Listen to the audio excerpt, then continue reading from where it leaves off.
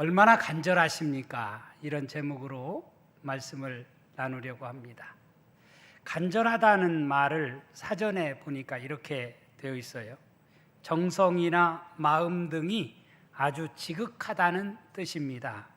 즉 마음속에서 우러나와 바라는 정도가 매우 절실하다는 의미입니다. 이렇게 쓰여 있습니다. 마음속에서 우러나와 바라는 정도가 매우 절실한 것, 그게 간절하다라는 말에 가진 의미라고 합니다. 고사성어 중에 지성이면 감천이다 이런 말이 있습니다. 지극한 정성에는 하늘도 감동한다는 뜻이겠죠. 어떤 일이든 정성을 다해 행하면 하늘이 움직여 좋은 결과를 가져오게 만든다 이런 뜻입니다. 그러니까 간절한 마음을 가지고 살게 되면 하나님께서도 그 간절함을 보시고 마음을 움직여 주셔서 우리의 원하는 바를 이루어 주신다. 그러니까 간절하다 혹은 지성이면 감천이다 같은 의미를 가진 말이라고 생각되어져요. 믿음장인 시브리서 11장에도 보면 믿음은 바라는 것들의 실상이요 보이지 않는 것들의 증거니 이렇게 말씀을 합니다. 믿음이 뭔가? 믿음은 우리가 간절히 바라는 바가 있어요. 그 바라는 것들의 실상이 믿음이고 또 보이지 않는 것들의 증거로 우리에게 나타나는 것이 믿음이다. 이렇게 말씀을 하고 있습니다. 19세기 초 프랑스의 저명한 작곡가요 지휘자였던 헥터 베를리오즈에 관한 유명한 일화가 전해져 옵니다. 그가 이탈리아 극장에서 연주할 때 마지막 한 곡을 남기고 자정 12시가 되었다고 합니다. 그 극장의 전통은 자정 이후에는 연주를 하지 않는 것이 전통이었어요. 그래서 이탈리아인으로 구성된 교향악단 단원들이 많이 자리를 떠서 이제 12명밖에 남지 않았습니다. 하지만 헥터 베를리오즈는 지휘봉을 들고 무대로 나가 먼저 단원들에게 이렇게 말했습니다. 여러분들이 할 수 있는 데까지 최선을 다하십시오. 그리고 나서 청중들에게 말했습니다. 아시다시피 이 곡 환상교향곡은 제가 작곡한 것으로 오늘이 초연입니다. 이 곡은 12명으로 연주될 수 없습니다. 그러나 최선을 다해 보겠습니다. 이렇게 말했습니다. 베를리오즈의 행위는 일반적으로는 억지이고 무모한 일이라고 그렇게 여겨질 수 있는 일이라고 생각됩니다. 그렇지만 그의 이러한 음악에 바치는 열정과 집념이 있었기 때문에 그는 오페라, 교향곡 등 많은 명곡을 남길 수 있는 그런 유명한 음악가가 되었다고 하는 일화가 있습니다. 신앙의 세계도 마찬가지라고 생각합니다. 끝까지 매달리는 집념, 마라톤 신앙이 우리에게 필요하지 않나 생각이 들어요. 한두 번 기도해보고 안 되면 그만두는, 포기하는 그런 가운데에서는 어떤 열매도 거둘 수가 없다고 생각이 듭니다. 오늘 본문에 나오는 수로보닉의 여자, 수로보닉의 여인의 딸이 그 어머니의 그 간절함이, 그 간절한 신앙이 결국은 딸을 낫게 만드는, 고침받게 만드는 그런 기적을 가져왔다라고 하는 사실을 오늘 성경은 우리에게 가르치고 있습니다. 이 말씀은 마태복음에도 나와 있는 말씀이에요. 그런데 마태복음과 마가복음, 오늘 우리가 읽은 말씀을 비교해서 읽어보면 약간 조금 차이가 있습니다. 우리 마태복음 15장 21절에서 28절 말씀 우리 화면을 보시고 같이 한번 읽어보도록 하겠습니다. 시작. 예수께서 거기서 나가사 두로와 시돈 지방으로 들어가시니 가나안 여자 하나가 그 지경에서 나와서 소리질러 이르되 주 다윗의 자손이여 나를 불쌍히 여기소서 내 딸이 흉악하게 귀신 들렸나이다 하되 예수는 한 사람 제자들이 와서 청하여 말하되 그 여자가 우리 뒤에서 소를 지르오니 그를 보내소서. 예수께서 대답하여 이르시되 나는 이스라엘 집에 잃어버린 양 외에는 다른 데로 보내심을 받지 아니하였노라 하시니 여자가 와서 예수께 절하며 이르되 주여 저를 도우소서. 대답하여 이르시되 자녀의 떡을 취하여 개들에게 던짐이 마땅하지 아니하니라. 여자가 이르되 주여 올소이다마는 개들도 제 주인의 상에서 떨어지는 부스러기를 먹나이다 하니 이에 예수께서 대답하여 이르시되 여자여 내 믿음이 크도다. 내 소원대로 되리라 하시니 그때로부터 그의 딸이 나으니라. 아멘. 보통 병고침을 받은 사건을 가만히 보면 환자가 직접 예수께 와서 고침을 받았다든지 아니면 예수님이 그 병자를 찾아가셔서 고쳐주신 이야기가 대부분입니다. 그런데 오늘 이 사건은 본인이 예수께 나온 것도 아니고 또 예수님이 그 집에 가서 친히 고쳐주신 것도 아닌데 나음을 받게 되었어요. 어떻게 나음을 받았나 보니까 그의 어머니가 이 수로보니게 여자가 예수님께 와서 자신의 딸의 문제를 가지고 절박한 마음으로 간절한 마음으로 고쳐달라고 떼를 쓴 것입니다. 더러운 귀신 들린 어린 딸을 둔 한 여자가 예수의 소문을 듣고 와서 그 발 아래 엎드렸다 이렇게 말씀을 합니다. 마가복음에는 이 여자가 와서 발 아래 엎드렸다라고 되어 있는데 마태복음에는 멀찍이서 이 여자가 예수님을 향해서 고래고래 소리를 지른 것으로 되어 있어요. 그러자 마태복음에 보면 마태복음 15장 24절에 보니까 예수님이 이렇게 말씀을 하십니다.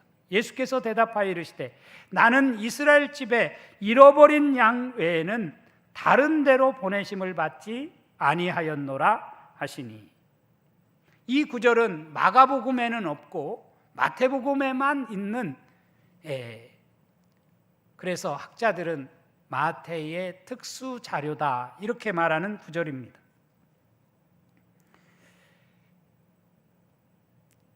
나는 이스라엘 집에 잃어버린 양에게로만 보냄을 받았지 나는 너희처럼 이방인 그런 사람에게 보냄받지 않았어. 대단히 이방인을 향해서 무시하고 깔보는 그런 말씀이라고 할 수 있겠죠. 사실 이 여자는 마태복음에 따르면 가나안 여자라고 되어 있어요. 또 오늘 본문에는 헬라인이요 수리보닉의 족속이다 이렇게 되어 있습니다. 수로보닉의 족속이라는 말은 수리아에 있는 페니키아 지역의 사람이다 이런 뜻입니다.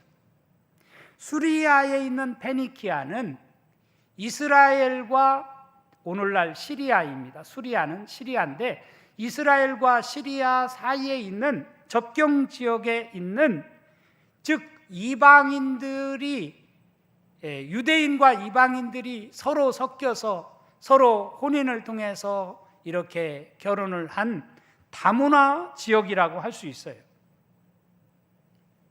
이런 지역에 사는 여자라는 거예요. 그러니까 유대인들이 생각할 때에는 대단히 그 지역 사람들을 무시하고 깔보는 그런 상황이었어요. 아마 이런 상황 속에 있었기 때문에 우리 주님께서 이 여자를 향해서 이렇게 말씀하신 것을 우리가 읽어볼 수 있어요. 27절에 보면 예수께서 이르시되 자녀로 먼저 배불리 먹게 할지니 자녀의 떡을 취하여 개들에게 던짐이 마땅치 아니하니라. 여기 자녀라고 하는 것은 바로 유대인들을 가리키는 것이고, 자녀로 먼저 배불리 먹게 하고 하는 것이 당연한 것이다. 자녀의 떡을 취해가지고 개들이라고 표현되어진 것은 이방인들, 수로보니게 지역에 살고 있는 소위 이방인들을 향해서 하는 그런 표현이에요. 참 예수님께서 어떻게 그들을 향해서, 그녀를 향해서 이렇게 말할 수 있을까 하는 생각이 들어요. 물론 예수께서 진짜 이방인을 무시하고 깔보는 그런 태도를 가지고 정말 이 여자를 무시하면서 이렇게 말하는 것이 예수님의 본심은 결코 아니지요. 어쩌면 이 예수님의 말씀은 이런 말을 들었을 때 그 여자가 어떻게 나오나 보자, 그 여자의 반응을 보기 위해서 그렇게 하신 것이라고 우리가 충분히 이해할 수 있습니다. 그렇지만 그럼에도 불구하고 보통 우리가 이런 말을 누군가에게로부터 듣는다고 한다면 굉장히 기분 나쁠 거예요. 좋지 않을 거예요. 아마 우리 같으면 속상해서 그냥 당장 자리를 떠버릴 수도 있을 것입니다. 하지만 이 여자는 그러지를 않았다는 거지요. 이런 막말을 듣고서도 아랑곳하지 않고 이렇게 대답했다는 것이 오늘 28절에 나와 있어요. 여자가 대답하여 이르되 주여 올소이다마는 상 아래 개들도 아이들이 먹던 부스러기를 먹지 않습니까? 이렇게 이야기를 합니다. 주여, 당신이 말하는 말 하나도 틀리지 않습니다. 저는 개 취급을 받아도 당연한 사람입니다. 그렇지만 상 아래에 있는 개들도 제 주인의 상에서 떨어지는 부스러기를 먹고 지내지 않습니까? 이렇게 이야기를 하는 것입니다. 우리는 이 말씀의 이면에 있는 이 여자의 간절함이 어느 정도였는지를 충분히 이해할 수 있는 구절이라고 생각이 듭니다. 이 여자는 헬라인이라고 말씀을 드렸어요. 유대인들의 입장에서 볼 때는 헬라인이 별것 아닌 것으로 이방인으로 그렇게 취급을 했지만 사실은 그 당시 헬라인들은 국제적인 감각을 가진 사람들입니다. 그렇기 때문에 이 여자는 어쩌면 헬라인이요 수로보니게 족속이라고 표현한 것을 보면 이 여자는 지성적인 귀부인일 수 있다라고 하는 것을 이해할 수 있어요. 그렇지만 그럼에도 불구하고 자신의 어떤 자존심이나 자신이 가지고 있는 어떤 것을 드러내려고 하는 것이 아니고 예수님이 그렇게 그에게 막말을 쏟아부었음에도 불구하고 주여 올소이다마는 상 아래 개들도 아이들이 먹던 부스러기를 먹지 않습니까? 라고 하면서 예수님을 향해서 간절한 마음으로 자신의 딸이 자신의 지금 처지를 주님 불쌍히 여겨달라고 긍휼을 베풀어 달라고 이렇게 요청하는 모습을 우리가 볼 수가 있습니다. 그때 주님께서 이 여자에게 이렇게 말씀을 하시죠. 29절과 30절 말씀입니다. 예수께서 이르시되 이 말을 하였으니 돌아가라 귀신이 내 딸에게서 나갔느니라 하시매 여자가 집에 돌아가 본즉 아이가 침상에 누웠고 귀신이 나갔더라. 이렇게 말씀을 하고 있어요.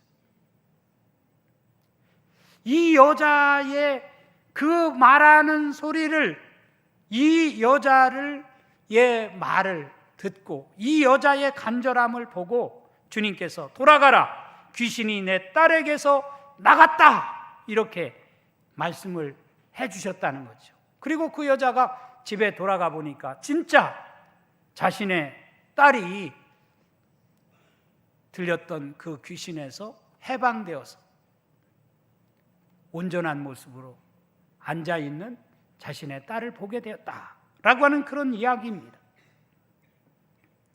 자기 딸을 고치려고 어쩌면 이 여자는 개 취급을 받으면서도 그것에 아랑곳하지 않고 주님이 한 말씀만 하시면, 주님이 내 딸에게 함께 내 딸을 불쌍히 여겨주시면 내 딸이 나을 수 있습니다. 이런 간절한 마음을 가지고 매달렸을 때 자신의 딸이 고침을 받게 되었다라고 하는 그런 이야기예요. 사실 우리는 간절함을 가지고 어떤 문제가 있을 때 주님 앞에 나와요.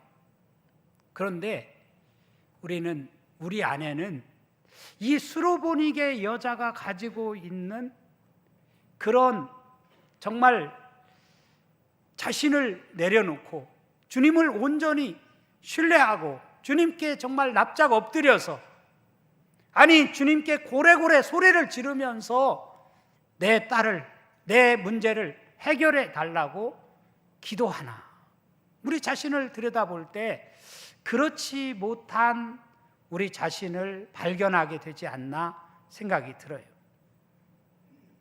왜 그래요?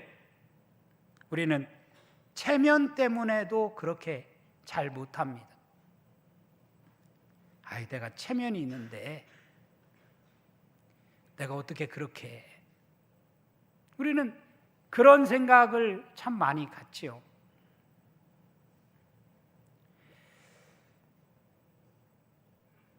이 여자는 아마 예수님께서 자녀의 떡을 개들에게 주는 것이 마땅치 않은 일이다, 이런 말을 들었을 때 대단히 기분이 상했을 거예요. 대단히 기분이 나빴을 거예요. 그렇지만 그럼에도 불구하고 자신을 무시하고 깔보는 그런 말을 들었음에도 불구하고 그것에 아랑곳하지 않고 예수님께 또 설령 물론 그럴지라도 이 부스럭이라도 저에게 주십시오, 이런 심정으로 주님께 매달린 것을 우리가 볼 수가 있어요. 사랑하는 여러분, 저는 여러분에게도 우리가 인생의 여러 가지 어려운 문제를 살면서 겪지 않습니까? 크고 작은 어려운 문제 겪지 않는 사람이 아무도 없다고 생각이 들어요. 그런 어려움에 있을 때 우리가 체면 따지고 또 그 사람이 나한테 무슨 말을 했고 이런 것 때문에 정말 우리의 정말 본질적인 내 어떤 해결해야 할 문제를 해결 받지 못하고 신앙생활 한다고 한다면 참 우리는 불쌍한 자들이라고 할 수 있어요. 마가복음에는 그런 표현이 없지만 마태복음에 보면 이 여자를 가리켜서 주님께서 이렇게 말씀을 하셨어요. 여자여, 내 믿음이 크도다, 내 소원대로 되리라 하시니. 여자여, 내 믿음이 크도다, 내 소원대로 되리라. 아마 그런 무시와 그런 멸시를 극복하고 정말 주님을 향해서 간절한 마음으로 매달리는 이 여자의 그 태도, 이것이 그 여자가 가진 믿음이었겠죠. 그러니까 여자여, 내 믿음이 크도다, 내 소원대로 되리라, 이렇게 주님께서 말씀해 주신 것입니다.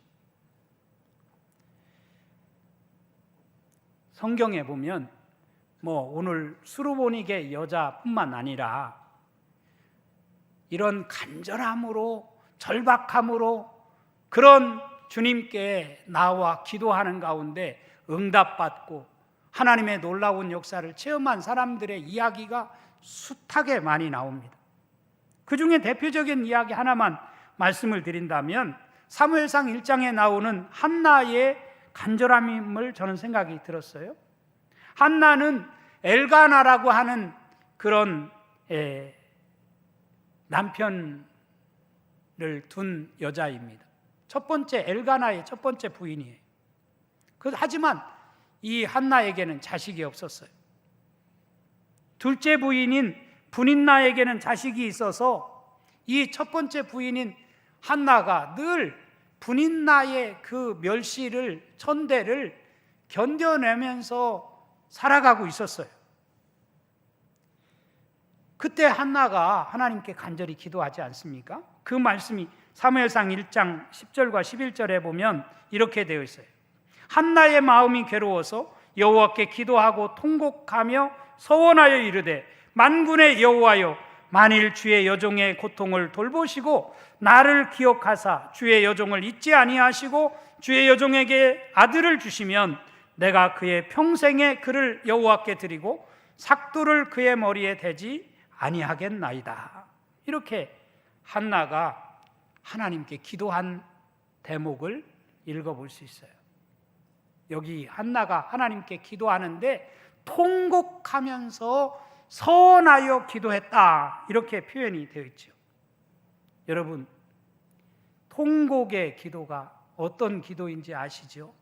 울고 불고 눈물 콧물 흘리면서 하나님께 애걸복걸하는 그런 기도를 드렸다는 거예요. 그리고 무엇보다도 서원하면서 자기에게 아들만 주신다면 그 아들을 하나님께 드리겠습니다. 삭도를 내지 아니하고, 즉 삭도를 내지 않는다는 것은 나실인으로 하나님께 바치겠습니다, 이런 뜻이에요. 이렇게 한나가 기도할 때 옆에서 한나의 기도를 지켜보던 엘리라고 하는 그 당시의 제사장인 엘리가 이 여자는 술에 취했는가 보다, 이렇게 생각을 했어요. 그래서 사무엘상 1장 12절 이하에 보면 이렇게 말씀을 합니다. 그가 여호와 앞에 오래 기도하는 동안에 엘리가 그의 입을 주목한즉 한나가 속으로 말하며 입술만 움직이고 음성은 들리지 아니하므로 엘리는 그가 취한 줄로 생각한지라. 엘리가 그에게 이르되 내가 언제까지 취하여 있겠느냐, 포도주를 끊으라 하니. 아마 상상해 보면 처음에는 통곡의 기도를 드렸다고 했죠. 애걸복걸하면서 막 부르짖으면서 기도하다가 이제는 목소리도 나오지 아니하니까 중얼중얼하면서 입만 이렇게 움직이면서 기도하니까 그 모습을 지켜보던 엘리 제사장이 이 여자가 포도주에 취했는가 보다 라고 생각을 했다는 거예요. 그래서 포도주를 끊으라고 그렇게 이야기를 했습니다. 너무너무 안타까운 일이죠. 제사장이라는 사람이 한나를 보고 지금 한나는 너무너무 지금 자신의 안타까운 사정을 하나님께 막 토로하면서 기도하고 있는데 제사장이라는 사람이 포도주를 끊으라고 하니까 얼마나 마음이 아팠겠어요. 어이가 없었겠죠. 아마 오늘날 제가 우리 교우 중에 그렇게 기도하는데 제가 그런 말을 한다면 아마 여러분들이 그런 목사를 제정신인 목사라고 생각하겠어요. 하지만 한나는 이렇게 대답을 했습니다. 한나가 대답하여 이르되 내 주여 그렇지 아니하니이다. 나는 마음이 슬픈 여자라. 포도주나 독주를 마신 것이 아니요 여호와 앞에 내 심정을 통한 것뿐이오니 당신의 여종을 악한 여자로 여기지 마옵소서.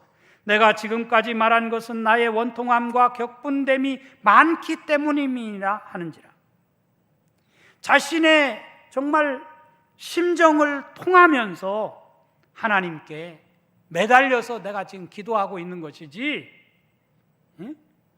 내가 지금 술에 취해서 지금 이런 술 주정하는 것이 아닙니다. 이렇게 이야기를 했어요. 하나님이 이 한나의 말을 듣고 엘리 제사장이 이렇게 축복을 합니다. 엘리가 대답하여 이르되 평안히 가라. 이스라엘의 하나님이 내가 기도하여 구한 것을 허락하시기를 원하노라. 그래서 결국은 이 한나의 기도로 말미암아 한나의 이 정말 절절한 간절한 기도로 말미암아 하나님이 사무엘이라고 하는 정말 위대한 인물을 주셨다라고 하는 것이 바로 사무엘상에 나오는 사무엘이 낳게 되어지는 그런 역사라고 할 수 있어요. 우리가 잘 알다시피 사무엘이라는 인물은 너무너무 이스라엘 역사에 전무후무한 그런 존재가 되었지 않습니까? 어떻게 그런 사무엘이 태어날 수 있었어요? 그래서 사실은 왕정의 역사를 기록한 책인 사무엘상, 사무엘하, 이 역사서, 왕정 역사를 다루고 있는 이 책의 제목을 왕정 역사서라고 말하지 않고 사무엘상, 사무엘하 이렇게 구약이 사무엘의 이름을 따서 역사책이 만들어진 것을 우리는 잘 알고 있어요. 이처럼 어머니의 기도는 능력이 있고 어머니의 기도는 기적을 가져온다라고 하는 사실을 한나의 모습을 통해서, 한나의 기도를 통해서 우리는 보게 돼요. 사랑하는 성도 여러분, 여러분은 지금 얼마나 간절함을 가지고 기도하고 계셔요? 문제 없는 사람은 아무도 없으리라고 생각이 들어요. 질병의 문제든 자녀의 문제든 아니면 우리의 삶의 사업이나 여러 가지 우리 인생의 문제는 누구에게나 있다고 생각이 들어요. 그 문제를 놓고 나는 얼마나 이 수로보닉의 여자와 같은 심정으로, 한나와 같은 그런 심정으로 하나님께 간절히 기도하는 가운데 하나님께서 그 문제를 해결해 주시는 그런 은혜와 축복이 우리의 삶 가운데도 있어질 수 있기를 주님의 이름으로 축원합니다. 그런 놀라운 은혜와 축복을 맛보며 살아가는 우리 동천의 모든 성도들이 되어줄 수 있기를 주님의 이름으로 축원합니다. 축원합니다.